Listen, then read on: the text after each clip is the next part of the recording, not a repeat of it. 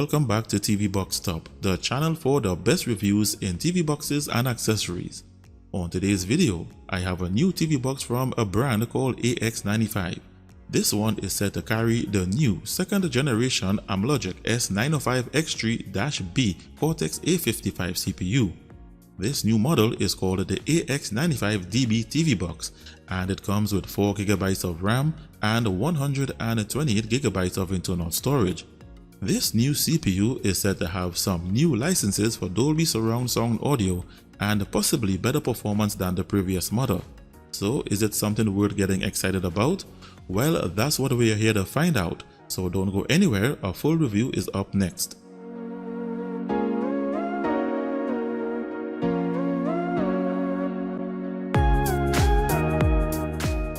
Looking for a simple wireless air mouse with voice control function? Then check out the brand new G21 2.4 GHz wireless air mouse featuring air mouse function, voice control feature, IR learning, backlit keys, and comes with a 2.4 GHz dongle receiver. See the G21 in action during this video or see the link in the description below this video for more information. And now back to the review. So I'm back, and this is what's inside the box. You have the TV box itself, one IR remote, one HDMI cable, a 5V 2 amps DC power adapter, and a user manual.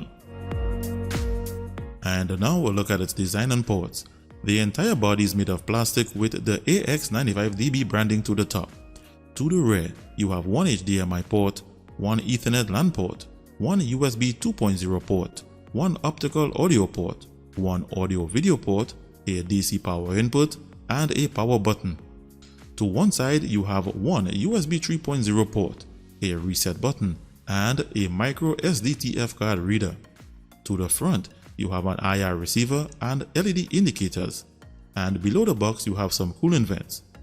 So I'll set this up on my TV and continue. So I'm set, and the boot process features an AX95 logo animation for a few seconds, after which you are taken directly to the launcher. So this is the launcher. It's called the AX95-DB launcher, and the operating system you're running on is Android 9 Pie TV OS. It's not the official version that features Chromecast, so this operating system is not Google certified. The launcher comes with a left vertical main panel to scroll through. It consists of a home tab, a favorites tab for adding shortcuts, an apps tab, and a settings tab. This is Android TV OS, so the launcher does not have a navigation bar or a status bar. You do, however, have Google Assistant for voice control once you connect a controller that has voice function.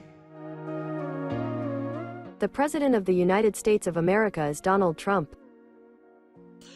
Features of this firmware include: under Droid settings, you have 4K display up to 2160p at 60Hz, Dolby Vision settings, HDR settings, built-in screen rotation, power key definition options, HDMI CEC options, and advanced audio options consisting of Dolby Atmos, DTS audio, and a Dolby True HD. Under device preferences, you have your core standard system settings. This firmware does not have a root switch, hardware monitor settings, Samba server settings, or navigation bar and status bar options. For pre-installed apps, they have included apps like Miracast, Disney+, Netflix, wireless updates, OTTMC, which is a custom Kodi build, Aptoid TV, YouTube, and the AirScreen app. I'll now install some additional apps needed to complete this review and continue. So I'm back, and first let's have a look at its system and hardware information. It says here that it comes with 4GB of RAM, which is DDR3 memory, and below here is the remainder of the 128GB of internal storage. Its Bluetooth version is 4.2, which is represented by the 4 Plus. Its CPU, which is the new Amlogic S905X3-B, is a quad-core 64-bit Cortex-A55 CPU with a maximum CPU clock range of 1.9 GHz configured in 32-bit mode. It has support for only 32-bit ABIs, which means it can only run 32-bit applications. Its display is powered by the ARM Mali G31 GPU with a refresh rate of 60Hz and OpenGL ES version 3.2, which is good for 3D gaming.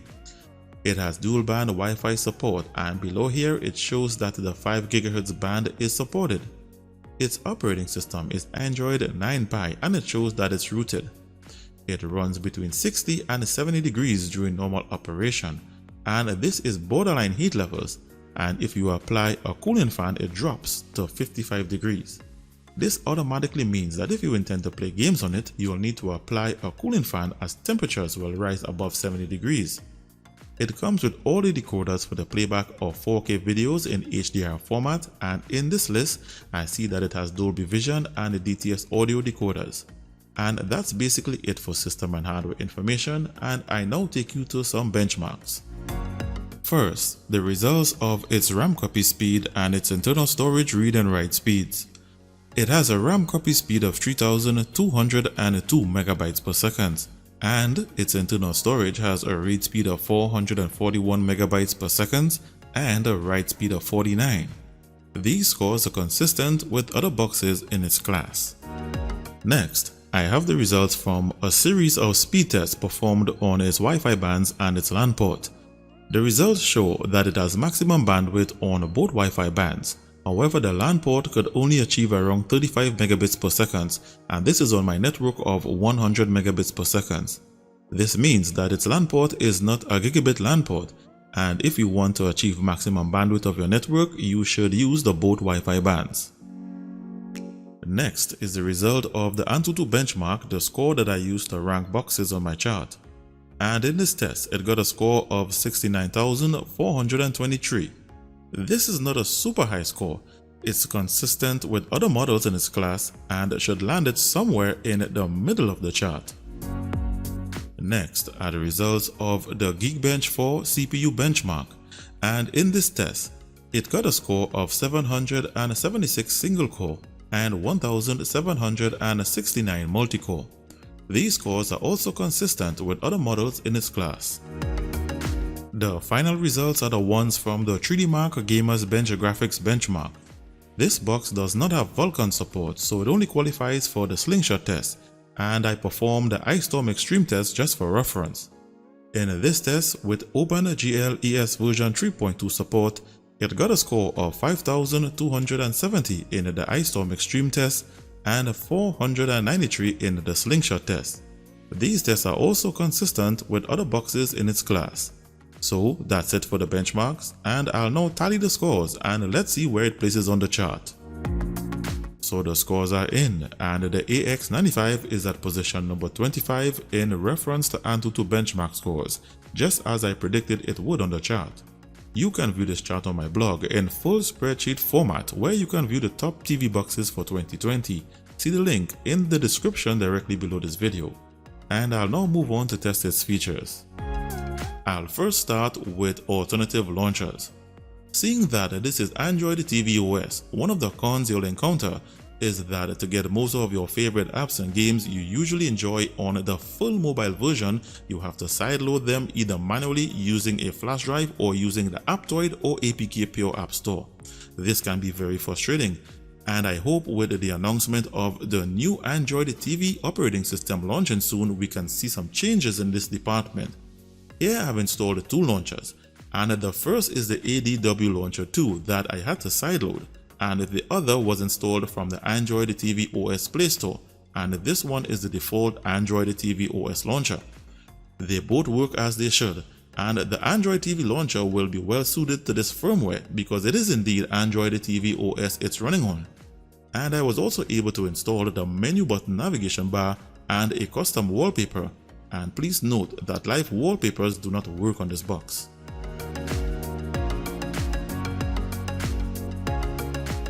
The next feature is screen rotation. When I attempted to use the built-in screen rotation feature, it failed to work, so I installed my usual screen rotation app, and as you can see, it works well to rotate the screen on this box.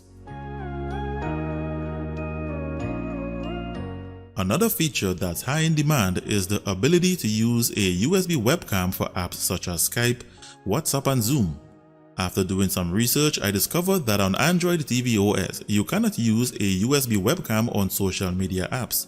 You can, however, get the camera to work with other apps such as OpenGL, but not for social media. It's said that it can be done on the full mobile version of Android, which I'll be testing in later videos. As mentioned in my intro, I have a brief demonstration of the new G21 wireless Air Mouse. I've already tested its features. The Air Mouse itself is very responsive. It has backlit keys which makes controlling it in the dark very easy, and the voice control function works really well. So I recommend the G21 Air Mouse as a quality wireless Air Mouse to buy. See the link in the description below this video. Before I start the next segment, let's have a look at its root state and its DRM information. The Root Checker app shows that it's rooted, running on Android 9 operating system. This box doesn't have a root switch, which means there is no way to disable root for this box.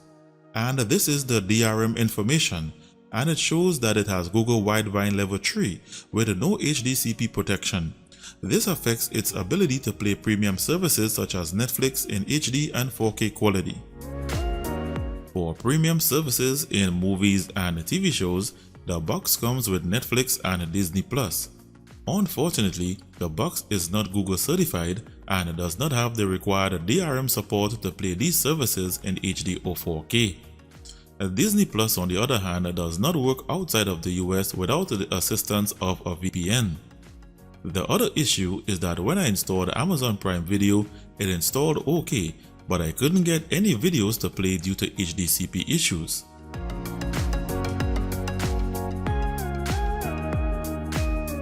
As standard, on Android TV OS comes the Android TV version of YouTube, and it plays up to 4K 2160p quality. An issue when using YouTube on this box is the annoying Google Assistant feature that dictates every move you make on the app. To disable this annoyance, simply go to the app section and scroll down to System Apps and disable the text-to-speech app. So YouTube plays up to 4K 2160p quality, and I also observed that while playing this video, the HDR icon was triggered on my TV. This means that YouTube can play in HDR quality also. For those who like to cast their mobile devices to their TV box, this box comes with the official version of Miracast. Here I'm casting my cell phone to the box with Miracast set to HD quality.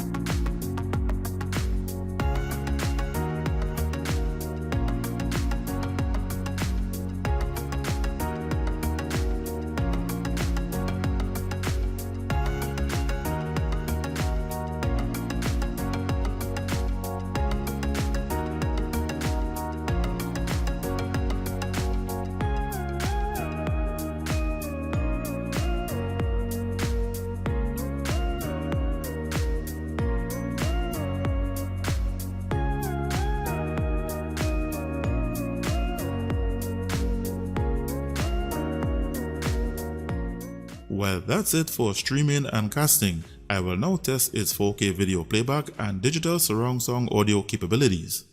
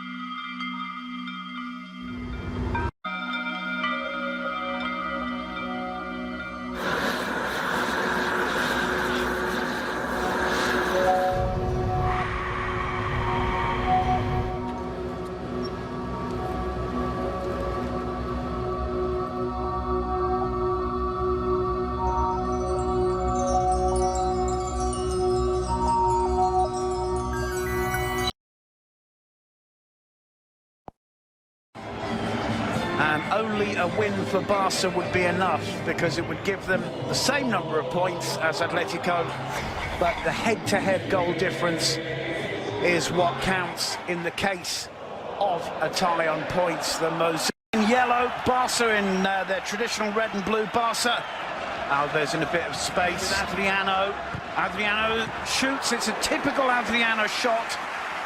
Unable to really test Courtois, but Coque with the ball. Villa to his right, and despite having missed out through injury, the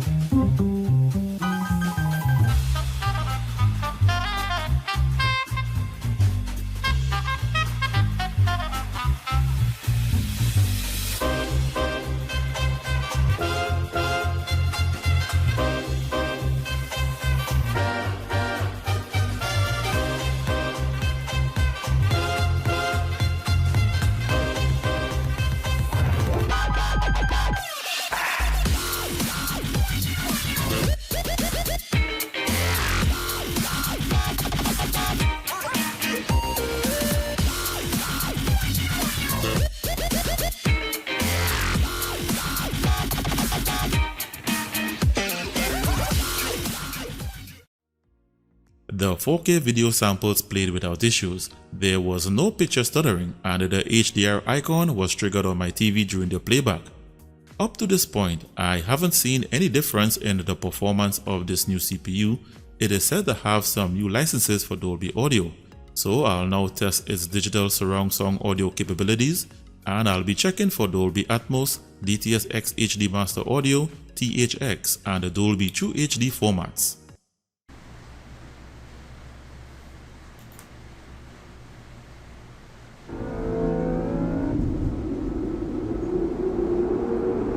This is Dolby Atmos, the world's first object-based cinematic audio. With powerful moving audio that transcends from channels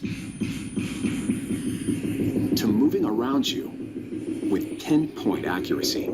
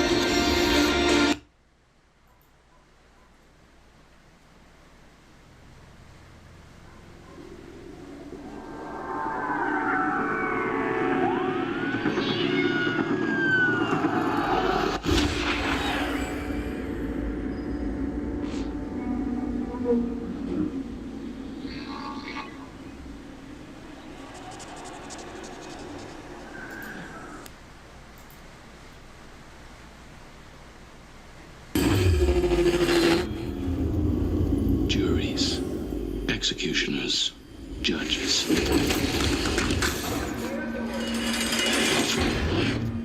Welcome to the inside of your head.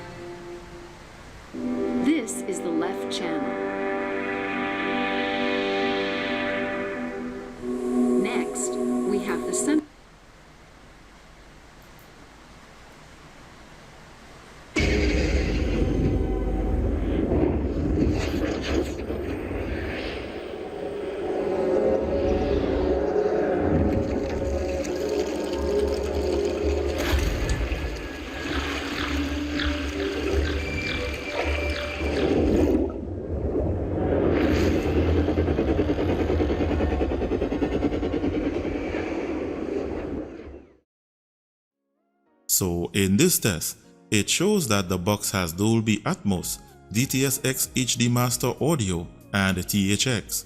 However, when I played a video with Dolby True HD audio format, the receiver just showed PCM. This means that it does not have Dolby True HD. For my final demonstration, I will connect my gamepad to the box via Bluetooth and play some Android games to test its graphics handling, gamepad key mapping, and to monitor heat levels.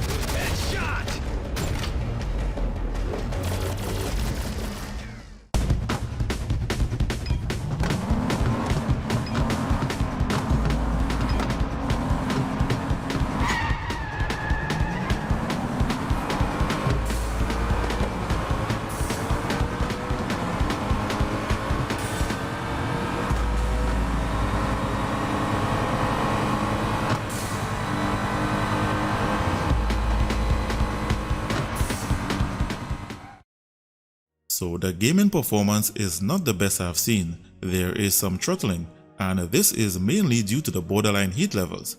I observed the temperatures during each game and it never crossed 80 degrees, which is acceptable but still affects its gameplay. I installed the Panda key mapping apps and they both work without issues.